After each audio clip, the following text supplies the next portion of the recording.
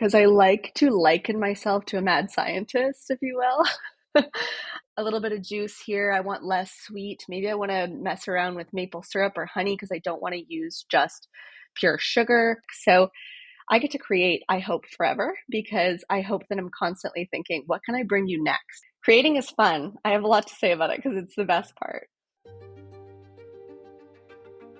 Welcome to Voices of Leadership, my podcast that tells the stories of women who are redefining success and thriving on the edge of change.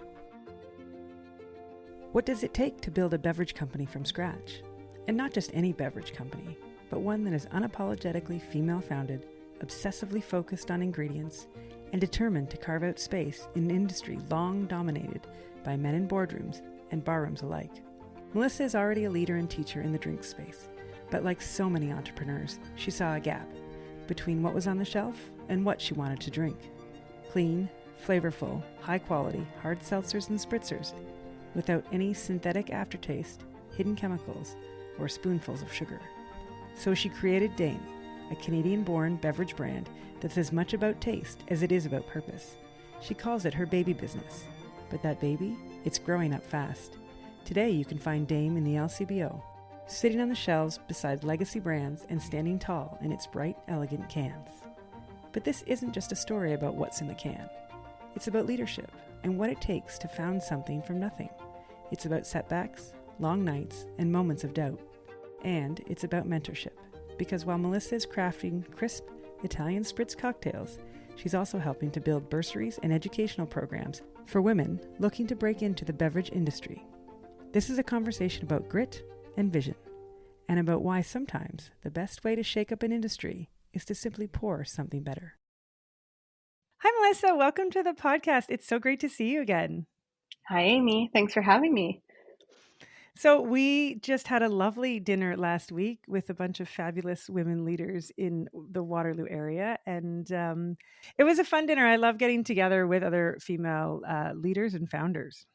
It was pretty cool because actually the coordinator made sure that there were businesswomen of all walks of life. So women who have sold their businesses, who are building baby businesses like mine, and women who are like full-blown CEOs of companies they've created for themselves. So that diverse set of people in one room, I don't know, but I got a lot out of it. Just community and connecting, but also hearing everyone's story. They're all coming from a different place in business, right? So some were very inspirational, some were very reassuring for some of the challenges I'm facing, and everyone was inspiring. That's the truth. Yes, I did. I always love hearing people's stories, and I was very appreciative of being called an experienced entrepreneur other than other things. So that was nice as well. And everybody has a story and they do come from different places. But really, at the end of the day, I found we all had very similar challenges and similar paths to success in the way that we did things. So that was kind of interesting too. Yeah, it was great. There was a lot to connect over, which is cool because you kind of think, wow, you've already built and sold a business and started a second one. And here I am, just building the first brick by brick. But there was so much to connect on and so much that we had in common, actually. Yes. Which feels great because truly, like without this kind of community and B2B community, entrepreneur to entrepreneur community, you can't do it alone. So it's very meaningful. No, that's a very big theme on the podcast. Many of the women I talk to say you can't do it alone. And it's so very, very true. So interestingly enough, you are the second female founder of a spirits business that I've talked to. I do too. But I just think that when you talk about spirits and the alcohol industry and all of the things involved, it can't be an easy thing to start. So what inspired you to create, produce, and sell your own line of hard seltzers and cocktails? It's a great question. And thank you for acknowledging the barriers because the barrier to enter this space, especially in Ontario, Canada, right? Like you have to look at your market and your jurisdiction. And we are governed by the monopoly, the AGCO or the LCBO, if you will.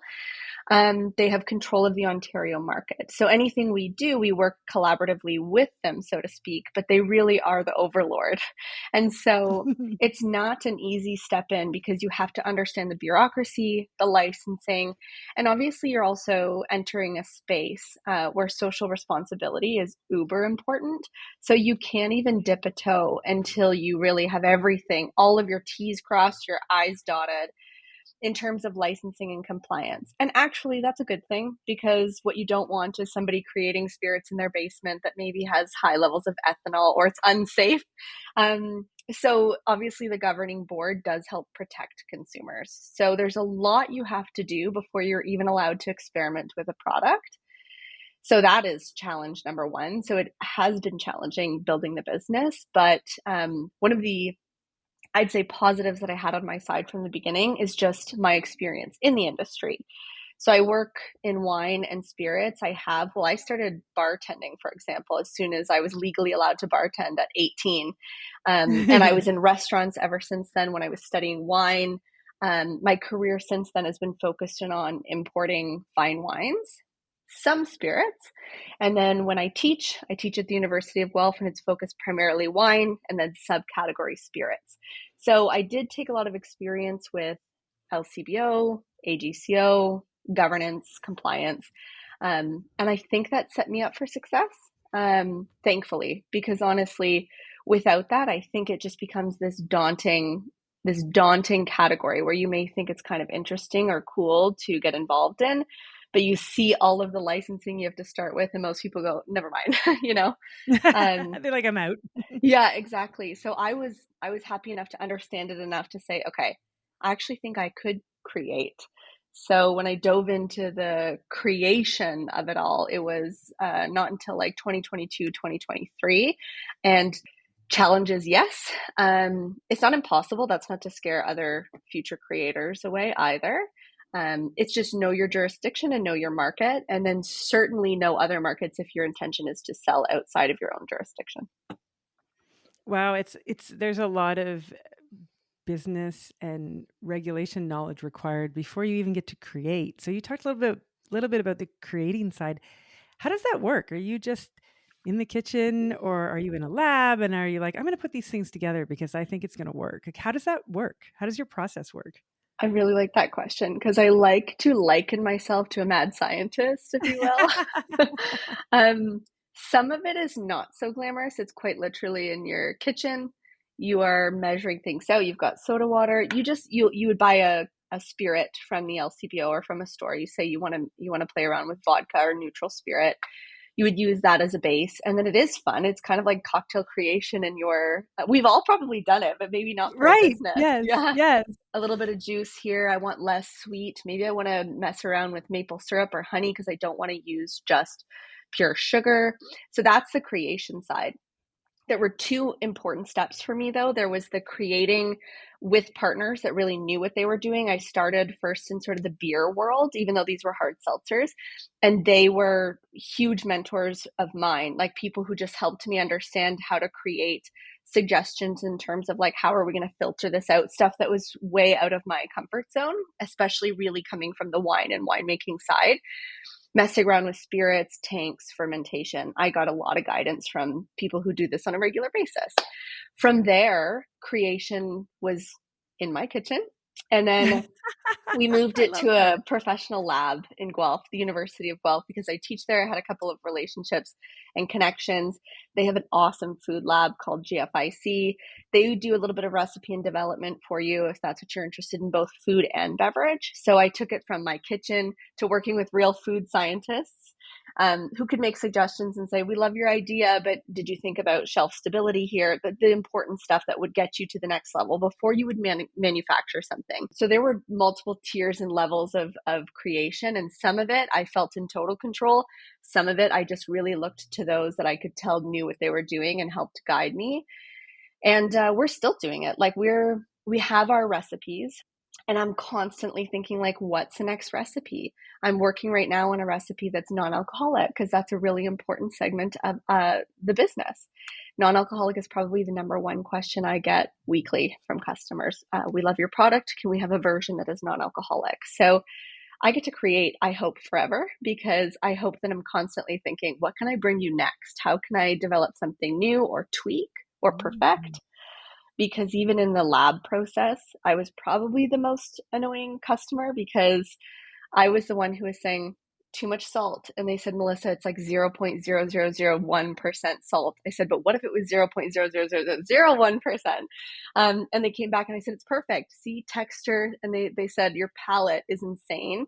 And I don't know if that's true or not, but I knew that I was not willing to put something in a can on the shelf if I didn't consider it perfect. And none of them are perfect. Nothing is perfect. I do believe like you have to continue to develop, perfect. It's a very nuanced process, but I would certainly drink them myself. And if I couldn't say that, I wouldn't sell them to you. Creating is fun. I have a lot to say about it because it's the best part. Being a mad scientist does sound fun. Yeah, makes it sound cooler anyway. It sure does. That's amazing to think about that you can just a little bit here and a little bit there and change the the context of a drink completely. It's and Totally. you get to do it and you get to think I'm going to try this and the non-alcoholic is such a huge market. You're not wrong and then you get to just create some more and so it's Yeah. very interesting. I mean, it's fascinating. So now you've created and I know you're still doing all of these things, but you've produced and now you're starting to sort of get into the LCBO and some other quote unquote LCBOs across Canada. But really, at the end of the day, sort of alcohol beverage space is dominated by well established brands. So, how do you carve out a unique space for Dame then? It's a good question because the truth is our space is dominated and has been dominated by big corp, big biz. They obviously have the budget to constantly offer new products, which is great. So they almost like don't go out of style. They just take up or eat up more market share, if you will. Early on when I was doing this, one of my goals was just to connect with as many people in this space as possible. Anybody who would take a coffee from me or a video chat, that's mostly what I was doing in the beginning. Like, please, can I just pick your brain? And some pretty amazing people said yes. And some of the, or I'm not going to name anyone, but some of the early advice, I call it advice, but you tell me. So we were in a conversation, and they said, okay, I have a question for you because obviously you have a lot of passion. You have a palate, you understand the business, but RTD or ready to drink, which is my category of canned, packaged convenience alcohol, it's competitive. It's arguably the most competitive category. And if you look at trends, it is also one of the categories, one of the only categories as we've seen a big decline in consumption of alcohol in almost all categories. This category has been increasing. I think that has a lot to do with convenience. I think it has a lot to do with selection, diversity of selection. And I think that has a lot to do with the fact that you'll often find low ABV or low alcohol. A lot of us are drinking, but drinking smarter, more consciously, and less at that. So this person had said, okay, are you independently wealthy? I said no. And he said, do you have a lot of experience in the RTD space, even selling it for another company? I said no, because I've sold wine for the bulk of my career, right? Like I've taught spirits, I've taught trends and marketing and whatnot in terms of this kind of packaged good. But it's not my area of expertise. It's a piece of the market I was entering sort of blindfolded. And his advice at the end of it, he said, then don't do it. Get out of here. I felt it came from a bit of jaded experience because it can be a really tough business, and I didn't feel he was trying to say, you don't belong here. I felt he was saying, it sounds fun, but it's not. And I did actually take that advice. I onboarded it as understand more about the space, more about your competition. Understand that, yes, it's fun and maybe you can make a beautiful label and you're probably creating, hopefully, something different, something that answers a question or a demand or a need in the space that hasn't been answered yet.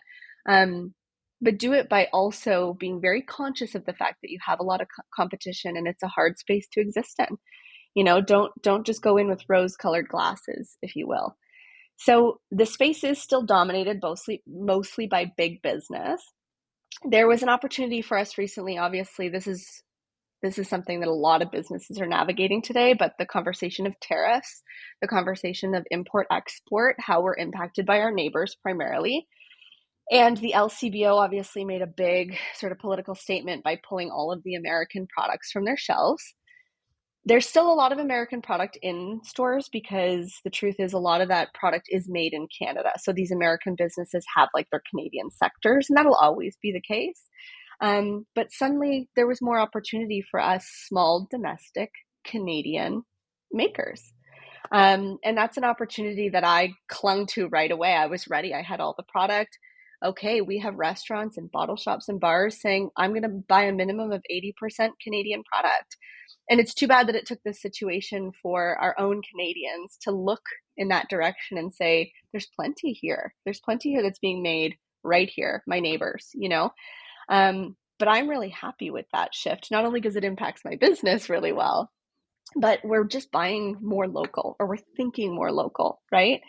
And that benefits me, of course, because I'm making products that I believe stand up on the shelf against big biz, my competition that make great beverages, but I feel like we're great too. And now there's more space for me, it feels. There's more space for my counterparts, fellow makers of craft spirits, beer, wine, whatever it might be, coming from Ontario and Canada at large.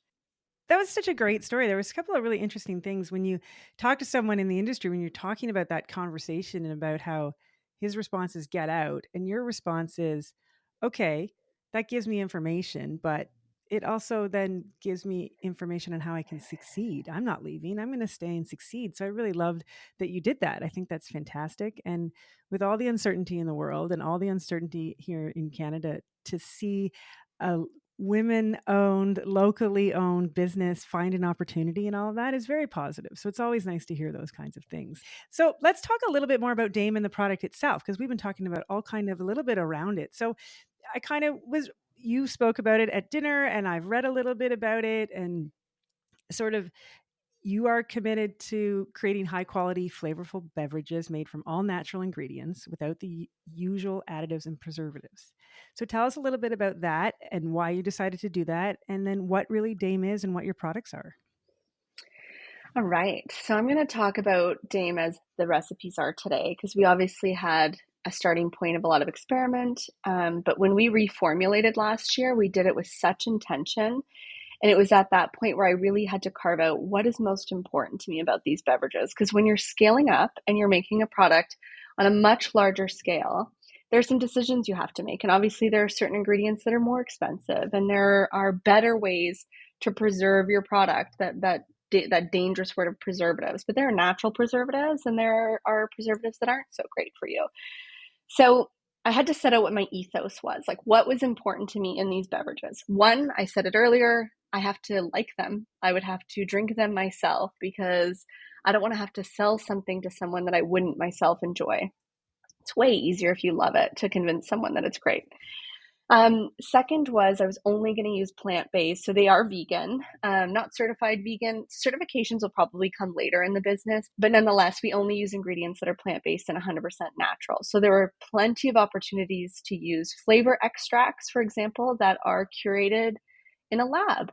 And a lot of the beverages or canned cocktails or hard seltzers that are my competition, they do use these for two reasons. One, if you curate a flavor or an ingredient in a lab, it's far more easy to control. Okay. And that's actually important in the world of consistency in food and beverage. Sometimes we're using ingredients because consumers want the product to look and taste the exact same every time. But I didn't want to just say, we're organic, we're using this, we're clean, if it wasn't true. And so plant-based ingredients means all natural, means even if the not so natural ingredients taste a little better, they're brighter, they're clearer, they're more consistent, I'm choosing not to use them. And there have been a couple of times, especially in production as we've scaled up, where I've come up with scenarios where I thought it'd be so much easier, you know, um, Yep. but we haven't wavered. Also, when we say low and no sugar, what that really means is just being conscious of how much sugar we're pouring into these things. And so because that's a value of mine, I've now learned that it's a huge value of most of my customers as well. And it's been massively appreciated. So our hard seltzers remain 100% 0 grams per liter of sugar, whereas our cocktails or our Italian spritzers, the Donnas, they're low sugar. And what that means is any sugar that is in the recipe is coming from a clean ingredient, likely a fruit source, so natural sugars, and they're balanced out with bitters, with the alcohol, with acidity, and it exists there to create the perfect, most harmonious and balanced drinking experience, but without having to pour tons and tons of sugar in. Our Donna Lemon, we use organic cane sugar, the tiniest amount. I think for one can, both of them are 7 grams per liter. Or per half liter, 355 milliliters. And then our Donna Blood Orange, the only sugar source is blood orange juice concentrate. And here's another thing that's important about this. It is still not required by law that you have to have a nutrition's facts table, an NFT, on your drinking products, your beverage. So you'll walk into the LCBO and some companies choose to disclose. You can turn and you see an NFT, okay, calories, sugar, etc. Most do not, because there's something they don't want you to know, right? So in some ways, people believe I've done myself a disservice by always including this NFT because I'm disclosing the sugar amount. I'm disclosing the calorie count. Some companies will just say, hey, we're only 100 calories, but you don't know how did they get there, right? What are the exact ingredients? And because that is still not completely required, I see a lot of my competitors just opt not to. Transparency is best, I believe, and there will be a day where it is regulated and we have to include all of this information. I hope that's sooner than later. And I'm not only ready, but I'm really proud of what's in the product. I get the question, how did you make this smell so much like cherry and vanilla? Use real ingredients. I used cherry and vanilla. I used real cherry and vanilla. And where I become a mad scientist is where you can taste 17 different styles of black cherry. But that's where it comes down to the person building the drinks and hopefully selecting what you like to smell and taste too, right? But if you use natural, gosh, I'm being basically applauded for something that the fruit is doing, Well, the sugar's a really good point because lots of people have to watch their sugar, want to. I think that it's a big thing because it's in everything and we can't quite figure out how much is in everything. And if you're trying to select a drink that you want to see the sugar so that you have that knowledge, you might pass over something that's not actually telling you. So I think of it as a positive. Because the other evil of sugar, remember, it is the primary culprit of the hangover. Okay. Let's get into that a little bit. I think maybe everyone's going to be like, give me no sugar right now. So I have heard that because wine is high in sugar. Is that correct? This is when I talk to my students at the University of Guelph, it's like the number one fun fact because so many say, I can't drink certain wines or wine because of sulfites, or I can't drink wine because a wine hangover is way worse than a vodka hangover. You can actually just scratch all of that. It's sugar. And again, because in this category, companies are not mandated to tell us how much sugar is in it. I will say the LCBO does a pretty good job of, if you walk in, they usually say 0 grams sugar, or this is dry, or this is 5 grams of sugar. I think they always disclose residual sugar. So use that as your guide if you're finding that the hangover is what's really getting you. And for me anyway, as I get older, I cannot drink the super sugary cocktails. And I love to have one. I'll have one pina colada, but if I have 4, game over. I can't say my drinks are good for you because they have alcohol in them. Okay. So alcohol, of course, but there are better for you options of alcohol. Of course, alcohol isn't good for you. And of course, it does dehydrate you. But the way we've built our drinks is there's a high content of distilled clean water. And then in the lemon, for example, I use sea salt, which acts as an electrolyte. So all that is doing is countering the bad stuff. And so you're going to feel a heck of a lot better after several Donnas than you will after a really sweet hard lemonade or something like that from the LCBO. And the reason is the less sugar you consume, the more you'll be able to hydrate, hopefully drinking water in between your beverage choice. But you can make better choices if you're choosing to drink. The Donnas and the Seltzers are also 5% alcohol.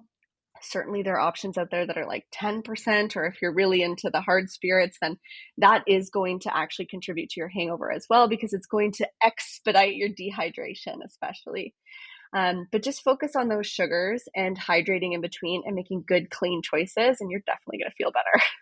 Well, we're all looking for that. Less of a hangover is always better. I am. I think that that's great. That's probably the best advice you're going to give us today. It's Perfect. fantastic. We can wrap it up. Wrap it up and go home now. No, I don't want to.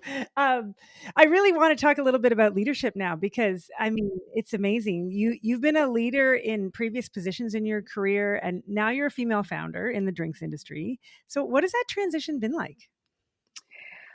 It's so, to be completely candid, Dame is not my full-time gig yet. So it's a business that I'm building, but I still hold a job that means a lot to me. It is a leadership role in the wine space. So I still work as portfolio director for Crew Wine Merchants, and I've been so lucky that Crew has been incredibly supportive of the Dame journey. In fact, the Dame beverages are now integrated into our portfolio at Crew.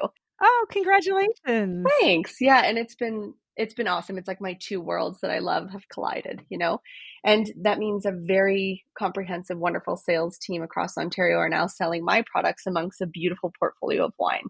But the transition, I feel it pretty regularly because leadership roles. One, at the University of Guelph, you're a leader inherently when you're the teacher or you're the sessional or you're the person at the front of the room with 100 students looking back at you, even if they're essentially your peers. When I started teaching, I was only a few years, if that, older than some of the students in the class, right? So, one, you're battling imposter syndrome there. But two, you really have to define what your leadership style is and what you're going to choose and how it's going to feel authentic to you. Then I have my position with Crew, where I lead a small team. It's a small to medium agency. But you find yourself in the room contributing to major decisions in the business. Finally, you find yourself in a chair where you're able to have your voice heard, and you realize you have an obligation to speak on behalf of the team that you're leading as well. And so, in terms of like leadership transition and styles, I really feel I'm still navigating what that looks like for me. But what has felt the best to me and the most authentic is this idea of like transformative leadership, which is where it's far less about the iron fist and way more about collaboration with good people. But the reality is, if your goal is to uplift the people you work with, to really hone in on their strengths, then most times people are going to feel pretty good about where they're at. Not always, but they're going to feel pretty good where they're at. And you'll find that you need to lead or manage a lot less. But I have the best team in the world. I'm biased on both sides, on the Dame side and at Crew. And I'd like to think that's because they're really great people with strengths beyond my own that we've really honed in on. And then suddenly you've got this team that kind of works for themselves. And then you get together and you collaborate. And of course, if there's a concern, you're there and they can report to you. But it's way less about that and way more about how can you inspire them? How can you motivate them? How can you make sure they're not dragging their feet into the office, that they're excited about their work? A lot of that has to do with like authenticity. Don't fake it. There's a lot that we have to fake, the fake it till you make it. But with people, I think authenticity goes a really, really long way. Wow, well, I commend you for leading in so many places that sometimes can be a challenge. So being able to make the shifts on probably an hourly basis, as depending on which part of your leadership you are working on. So good for you. That's got to be challenging. And I'd say I haven't perfected it, but I look to, for example, like the dinner we had last week, I listened to the stories. These are all women in leadership roles, whether it's for a small business of their own with one employee or companies with 1,000.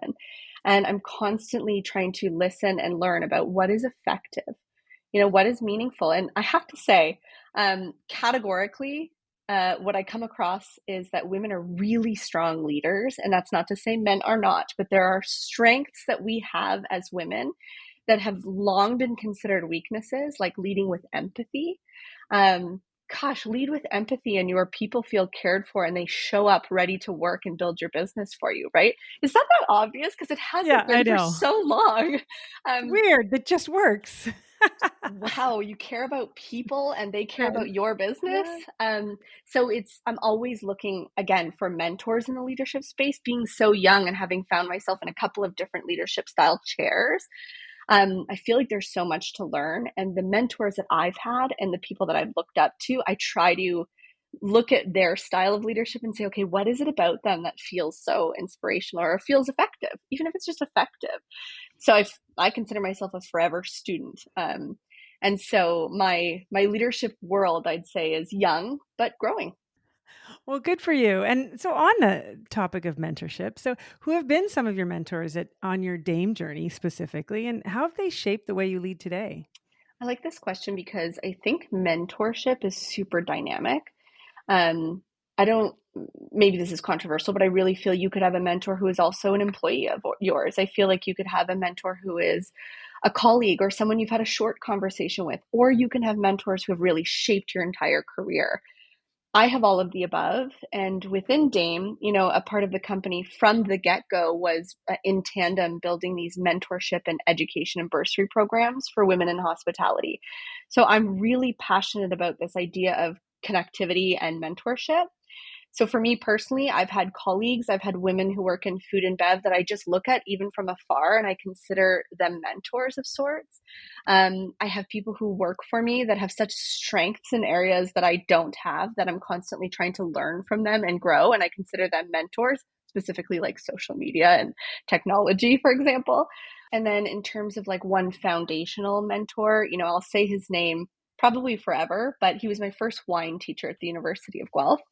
His name is Bruce McAdams, and anybody in food and bev in Canada, they know his name. He worked in Oliver and Bonacini. He worked in restaurants forever, both on ownership and leadership roles, and now he's a professor.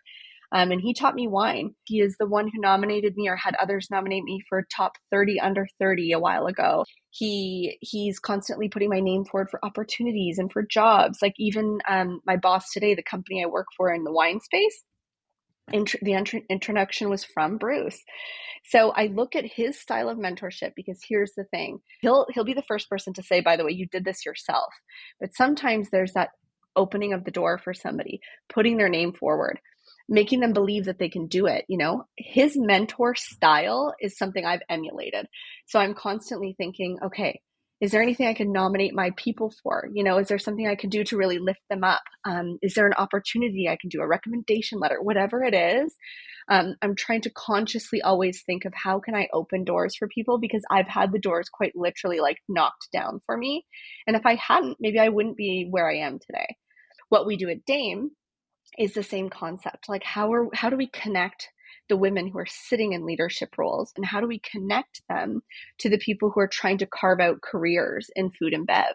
Because if they're not talking, there's this huge gap. So later this year, actually, we're launching a program called the Dame Dialogue. And I already have, I'm so proud of the list. I already have a list of, I say our dames, are women who work in the space, who find themselves in leadership roles or ownership roles, and they're going to be connected, kind of like speed dating to, I say young women, but actually any woman who's looking to start their career or grow their career in food and bev. I'd like to think that we're going to foster relationships that open doors, that push women up faster, because the whole goal is to see more women in leadership roles in this industry, especially in hospitality. More women at the top, more directors, more decision makers. So we want to be a really tiny part of that because obviously there's a lot of work to do. But that's why mentorship is so important to me. That's why I look at my mentors and I'm like forever indebted to them. That's why I'm constantly figuring out like how can I be a mentor? Anybody, I have yet to say, and I mean this, no to somebody who's reached out and said, can I have a coffee or a Zoom? Because I'm still reaching out. And some people say no, and some say yes, and it's meaningful. Well, good for you. I think it's amazing when you talk about how when you were a mentee, your experience was so positive and what that has generated for you then and all the things you're doing because you had a very good mentor and now you're trying to replicate that for so many more people. So it's amazing what one good relationship, how far that can go. And I'm not alone. I about Bruce, I'd like to think he's just been my mentor and that's his position in the world. But I've already met 20, 30 other young hospitality folk who say Bruce is their mentor too. So that's really, he's obviously doing something very meaningful for a lot of people. And I think we all have to say yes. It's hard because we're busy. But if you do find yourself in a place of leadership, the best thing we can do is offer our time, our advice, and that can be a 45-minute coffee. It doesn't have to be a huge commitment, right? No, it's fantastic. It's amazing to hear what you're doing, especially for your industry. I think that that's good. You have to start within your industry and help lift people up in the space that you're familiar with. Yeah, that's right. A space you feel you can impact the most, right? That's right. Yeah. Well, I again, I thank you for doing all of that. I think it's very important work, and keep it up because I think it's great. I can't wait to see what that yields for you at the end of the year.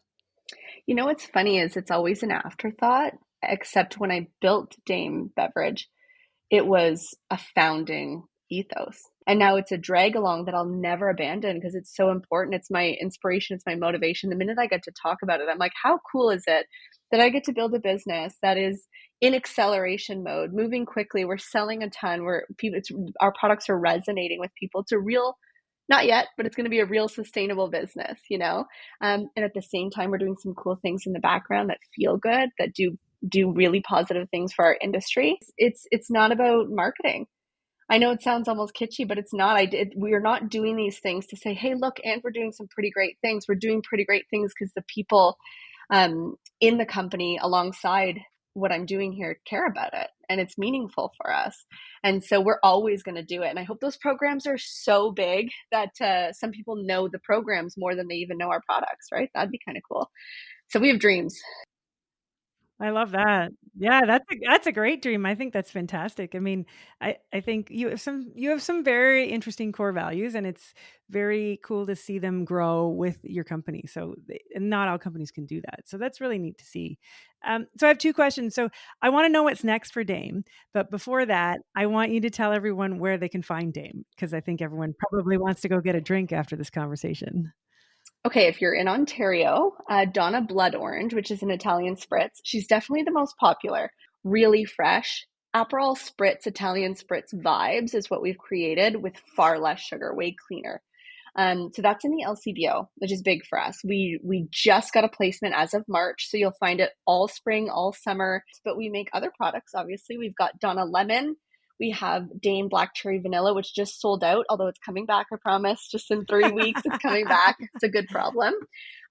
Those are all direct on our website. But if you don't like to buy alcohol in certain quantities and online, you can reach out to us anytime because there are a ton of bottle shops, restaurants, and partners who are carrying our products.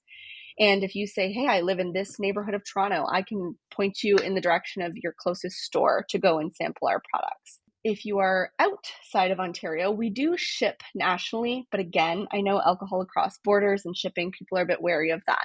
So in Alberta, we do have an import partner, David Partridge, Partridge Wine Imports.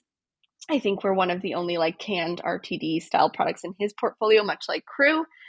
But he is actually, our products are now available in multiple locations across Alberta and direct with them as well. So again, if you reached out, we'd connect you and find you your closest store. And we are so close to cracking BC.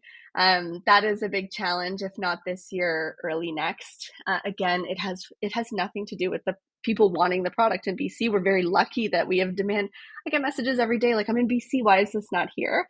It has everything to do with the fact that even though we're all Canadian, our products are still across provincial borders. It's still an import. So it's just a challenge for us to navigate because technically it's easier for European wines and products to end up in BC than it is for fellow Canadian products. So that is something we're navigating. And definitely follow our website and our Instagram because we're launching some new fun flavors. So the non-alc is something that we're hoping to launch in the next month or two. There's a legacy flavor called coconut lime, which is like a pina colada, but literally no sugar, really fresh. And we're launching it by June 1st. So I'm excited. We've got a lot coming. I'm trying to make sure you are well stocked for the summer. That helps me a lot. That's Yes, fantastic. yes. So then what's next for Dame in general? So it's really about, because this year has been so fast paced, I call it our year of acceleration. What that means for us is that we're just growing very quickly, trying to keep up to production to really stabilize simple things in any business like cash flow and inventory levels and ingredients and vendor relationships. So what's next for us is I just want to find a little stability in our offerings and our production. We've been running at full speed, which is a privilege, by the way, to be running to catch up to demand. That's the dream of any business owner, right? Anyone who makes products, the fact that they're wanted and selling so quickly, that's, how could you carve out a more perfect scenario? So what's next is we are going to be launching these new flavors, but we're also going to be making sure our product is available to you opening up new markets and channels because, we still have the problem of people saying, I can't get it. BC being one example, but Canada is a big country, right? Our sites are focused on Canada. Hopefully, most stores stabilize inventory and then just start creating again. I already have some fun ideas that I've had to say, Melissa, you need to make enough Donna Blood Orange before you can start experimenting in the lab again. And in the meantime, you've got a cool summer launch coming up for sure with coconut and a non-alc seltzer. I'll spoil here for the first time. I haven't even put it on Instagram that the non-alc seltzer is tangerine vanilla. So the inspiration was creamsicle, no sugar. Yummy. Delicious. So good. So just focusing on really rolling out what we have next, stabilizing where we're at, making sure we have enough production, and just working on getting it in your hands. Wow. Well, congratulations on everything you've done. It sounds so exciting. I mean, I've heard bits and pieces along the way, but it seems like you've gone up quite quickly in the last sort of 6 to 8 months, and that's great to see. And I love seeing Canadian owned, women owned companies grow the way you have. So I think that's great. Yeah, we got to keep it going though. Even if those American products come back to the Yes, shelves, don't exactly. forget your That's right. Canadian makers. That's right. So I just have one final question for you, because you mentioned a little bit about, that earlier conversation that you had where they said get out, and then you talk about the mentorship that you've had over the years and the things that you're trying to grow. So for women entrepreneurs in the alcohol drinks business or otherwise, if they have an idea but they aren't sure they should take that leap, what advice would you share from your own experience? The number one piece of advice I can give is don't wait until everything feels perfect or it all aligns. Because spoiler alert, it won't. You're going to have to take risk. You're going to have to take a leap of faith, but do it when you feel you've thought of or conceptualized something that feels authentic to you. I guess that's a theme of our podcast today, this idea of authenticity. But if you have to concoct something that doesn't feel quite right, if you're creating something that you wouldn't consume yourself, or if you have to be someone that you aren't, that's going to grow stale really fast. Things really fall into place when it's authentic to you and when you're speaking to it, especially if you're the face of this company you're going to build or this product you're going to invent. If it doesn't answer a need for yourself or you don't feel fiercely passionate about it, most of those businesses, we don't see them 3, 5, 10 years down the line, right? Because this is a slow build. I've been building this. I say it's a baby company conceptually since 2021, product in market since 2023, scale up 2024, real business 2025. And I already feel like I've been doing this for a lifetime, but I feel motivated to keep doing it. But if you don't feel that way, it's going to grow stale. So honestly, lean into community, lean into your mentors, give advice, take advice, listen, start somewhere that feels kind of cool, exciting, and authentic to you. Then comes all of the research and is there a need for this? And do I have competition or has somebody already done this? But let yourself be creative. And then you have to be willing to take the leap of faith. But you don't have to do it alone. Amy, you already said today, like an ongoing theme of your podcast is you can't do it alone. It's entrepreneurship is not a solo sport. It's a collective effort. And even if sometimes you feel you're on your own island running your business, which is how I feel a lot, without the community and without a collective, it's probably not going to work. So lean into that. Let people around you give you feedback. Listen to your clients, listen to your consumers. It'd be so silly of me not to consider a non-alcoholic when every week my consumers are saying, can I have a non-alc version? Imagine I said, no, our products are not non-alcoholic. But really lean into that. Take a leap of faith and always, always do it really authentically. Well, thank you for sharing that. That's such great advice, whether you're starting the business, in the middle of the business, selling the True. business. I mean, True. but really it is, because being authentic and having that passion and motivation does see you through those ups and downs, and you need that in order to make it work. Otherwise, why are you doing it, really? And the hard days are going to be a lot harder. That's right. I'm waiting for a day where I'm not navigating a challenge. But thank God I'm excited about this and I love the business and I love the products, because there are days where in the morning I'll say I'm not even making that phone call until my second coffee because I cannot right now. So imagine you didn't love what you were doing. Those days would be very daunting. So you have to love it. You have to lead with authenticity and really, really focus on building out a collective. Well, thanks for being on the show. This was so fantastic. I Thanks, learned, Amy. I've been wanting to learn so much about Dame. I mean, I knew a little bit, but I love the little peek behind the curtain and I love the mad scientist information. And it was just great. And I'm excited to crack them open this summer and enjoy. I hope everyone else will. So thanks so much for coming on the show. Thanks for having me, Amy. Really appreciate it. You made it very comfortable. Well, you're welcome back anytime because I feel that the growth with Dame is going to be varied and long lasting. So, congratulations. Thank you. Thank you so much.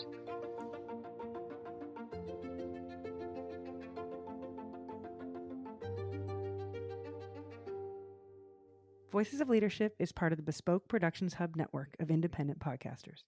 If you are interested in partnering with us as a sponsor, or if you have a podcast of your own, please visit bespokeproductionshub.com for more information. This episode is hosted, produced, and edited by me, Amy Schluter.